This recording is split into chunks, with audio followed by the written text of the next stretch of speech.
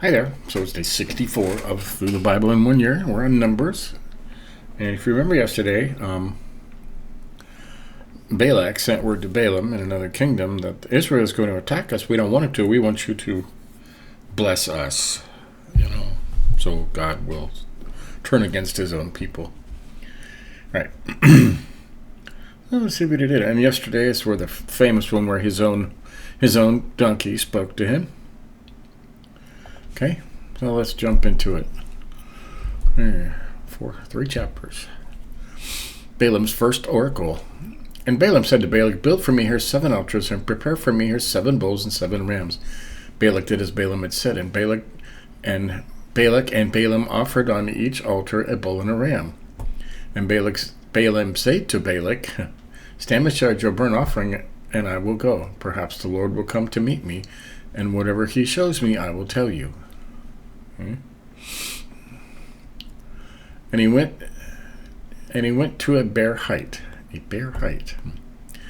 And God met Balaam, and Balaam said to him, "I have arranged the 7 altars, and I have offered on each altar a bull and a ram." And the Lord put a word in Balaam's mouth and said, "Return to Balak, and thus you shall speak." And he returned to him, and behold, he and all the princes of Moab were standing beside the burnt offering. And Balaam took up his disclosure and said, "From Aram Balak has brought me, the king of Moab, from the eastern mountains. Come, curse Jacob for me, and come, denounce Israel. How can I curse whom God has not cursed? How can I denounce whom the Lord has not denounced? From the top of the crags I see him. From the hills I behold him. Behold, a people dwelling alone, and not counting itself among the nations. Who can count the dust of Jacob and number the 4th part of Israel? Let me die the death of the upright, and let my end be like his." And Balak said to Balaam, "What have you done to me? I took you to curse my enemies, and behold, you have done nothing but bless them." And he answered and said, "Must I not take care to speak what the Lord puts in my mouth?" That's what God said. Balaam's second oracle. There's 4 total, I believe. And Balak said to him, "Please come with me to another place from which you may see them. You shall see only a fraction of them, and shall not see them all. Then curse them for me from there." Okay, now Balak's the bad guy and Balaam's the good guy. Remember that. And he took him to the field of Zophim, to the top of Pisgah, and built 7 altars, and offered a bull and a ram on each altar. Again, and Balaam said to Balak, "Stand here beside your burnt offering while I meet the Lord over there." And the Lord met Balaam and put a word in his mouth and said, "Return to Balak, and thus you shall speak." And he came to him, and behold, he was standing beside his burnt offering, and the princes of Moab with him. And Balak said to him, "What has the Lord spoken?" And Balaam took up his discourse and said, "Rise, Balak, and hear. Give ear to me, O son of Zippor. God is not man that he should lie, or a son of man that he should change his mind. He has said it. He has said, and he will not do it. Or he has spoken, and has he said and will not do it? Or has he spoken and will not fulfill it? Behold, I received a command to bless. He has blessed, and I cannot revoke it. He has not beheld misfortune in Jacob, nor has he seen trouble in Israel. The Lord their God is with them, and the shout of a king is among them. God brings them out of Egypt, and is for them like the horns of a wild ox. For there is no enchantment against Jacob, no divination against Israel. Now it shall be said of Jacob and Israel, what God has wrought. Behold, a people, as a lioness it rises up. Wow. And as a lion it lifts itself. It does not lie down until it has devoured the prey and drunk the blood of the slain. And Balak said to Balaam, Do not curse them at all, and do not bless them at all. But Balaam answered Balak, Did I not tell you all the Lord says that I must do? And Balak said to Balaam, Come now, I will take you to another place. Perhaps it will please God that you may curse them from there. Keeps taking them to different places. So Balak took Balaam to the top of Peor, which overlooks the desert. And Balaam said to Balak, Build for me 7 altars here, and prepare for me 7 rams and 7 bulls and rams. And Balak did as Balaam said, and he offered a bull and a ram on each altar. That's a lot of animals being slaughtered, right? Balaam's third oracle. When Balaam saw it, that it pleased the Lord to bless Israel, he did not go, as at the other times, to look for omens, but set his face towards the wilderness. And Balaam lifted up his eyes and saw Israel camping tribe by tribe, and the Spirit of God came upon him.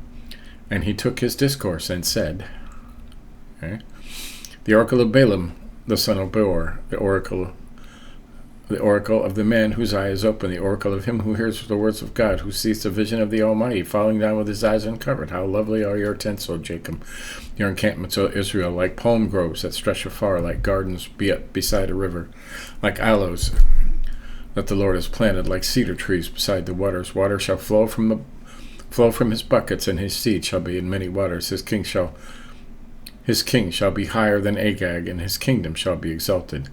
God brings him out of Egypt, and is for him like the thorns of a wild ox. He shall eat up the nations, his adversaries, and shall break their bones in pieces, and pierce them through with his arrows. He crouched, he lay down like a lion, and like a lioness he will rouse him up. Blessed are those who bless you, and cursed are those who curse you. Yeah.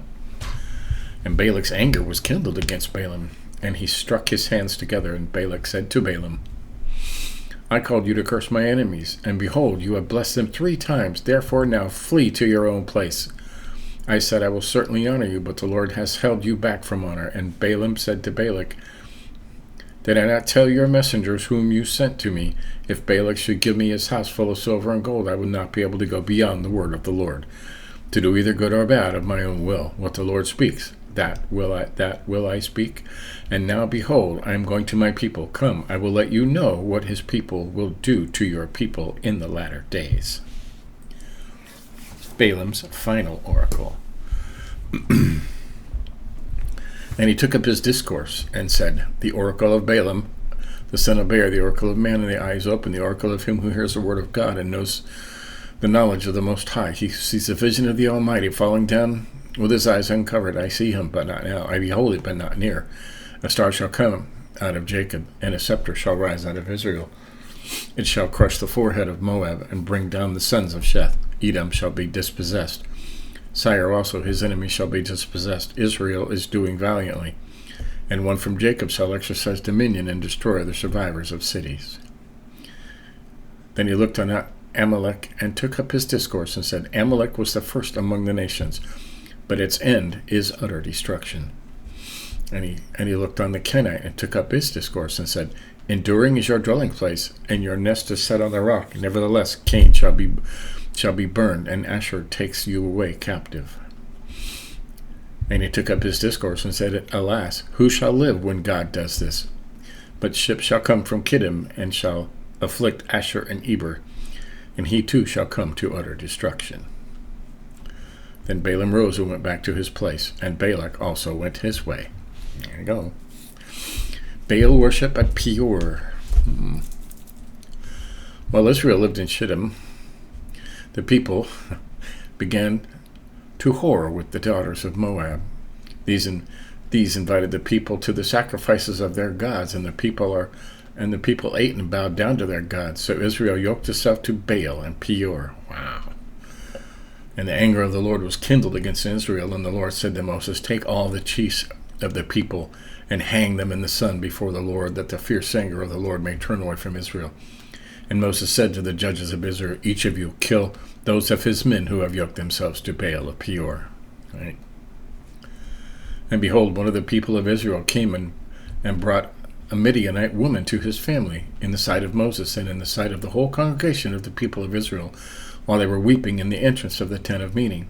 When Phinehas, the son of Eleazar, son of Aaron, the priest, saw it, he rose and left the congregation, and took a spear in his hand, and went after the man of Israel into the chamber, and pierced both of them, the man of Israel and the woman, through her belly. Thus the plague of the people of Israel was stopped. Nevertheless, those who died by plague were 24,000. Wow. It's amazing there was any of them left, huh? And the Lord said to Moses, Phinehas, son of Eleazar, son of Aaron, the priest, has turned back my wrath from the people of Israel, in that he was jealous with my jealousy among them, so that I did not consume the people of Israel in my jealousy. Therefore say, behold, I give to him my covenant of peace. And it shall be to him and his descendants after him the covenant of perpetual priesthood, because he was zealous for his God and made atonement for the people of Israel.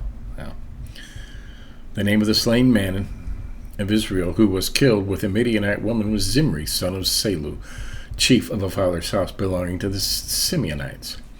And the name of the Midianite woman who was killed was Cosbi, the daughter of Zur, who was the tribal head of a father's house in Midian. Now, and the Lord spoke to Moses, saying, Harass the Midianites and strike them down, for they have harassed you with their wiles, which they beguiled you in the matter of Peor, and in the matter of Cosbi, the daughter of the chief of Midian, the sister who was killed on the day of the plague on account of Peor. Harass the Midianites. Right? So, there you have it. Balaam would not go against the Lord, so good for him. Right? What's going on tomorrow? Census of the new generation. Yeah, let's see how many's left. That'll be interesting, huh? Wow, it's long. The daughters of Zelophehad, wherever that is. Joshua to succeed Moses. Okay, so there you have it. That's through the Bible in 1 year, day 64. We're getting there. Getting there. We're still in the fourth book of 66, so we got a ways to go. So, 301 days to be exact. So, but we're going to make it catch up on any you may have missed. You know, you want to say you did the whole Bible. Give us a like if you think about it. But until next time, keep reading.